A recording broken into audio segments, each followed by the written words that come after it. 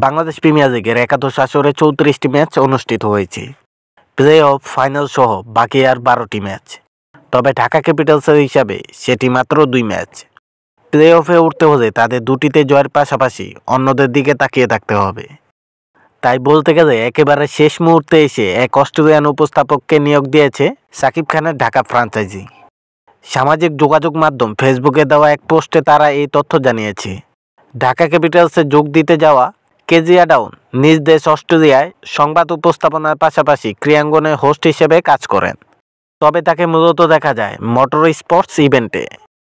এই খেলায় তার বিশেষ আগ্রহ ও অভিজ্ঞতা রয়েছে বলেও জানা গেছে।